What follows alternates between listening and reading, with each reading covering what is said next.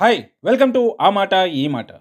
Reserve bank governor Sanjay Malhotra గారు ఈ మధ్య ఓ ప్రముఖ ఛానల్కు ఇచ్చిన ఇంటర్వ్యూలో చేసిన వ్యాఖ్యలను బట్టి చూస్తే రాబోయే రోజుల్లో వడ్డీ రేట్లు మరింత తగ్గే అవకాశం ఉందని ఆర్థిక నిపుణులు అంచనా వేస్తున్నారు.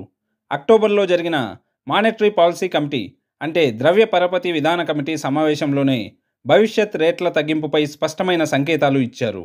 తరువాత వెలువడిన మ్యాక్రో ఎకనామిక్ ఇండికేటర్స్ అంటే స్థూల ఆర్థిక గణాంకాలు కూడా అందుకు అనుగుణంగా ఉండడంతో రేట్ల తగ్గింపు ఉండవచ్చని ఆర్బీఐ గవర్నర్ సంజయ్ మల్హోత్రా గారు అభిప్రాయపడ్డారు. వచ్చే నెల సమావేశం కానున్న రేట్ల నిర్ణాయక కమిటీ తుది నిర్ణయం తీసుకుంటుందని వెల్లడించారు.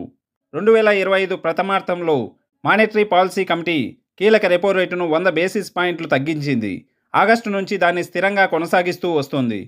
అక్టోబర్లో రీటైల్ ద్రవ్యోల్బణం 0.25% వద్ద రికార్డు కనిష్టానికి చేరింది.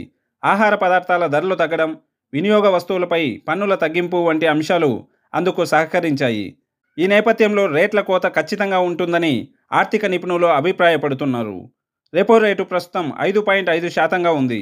డిసెంబర్లో మరో 25 బేసిస్ పాయింట్లు తగ్గిస్తే 5.25%కి చేరుకుంటుంది.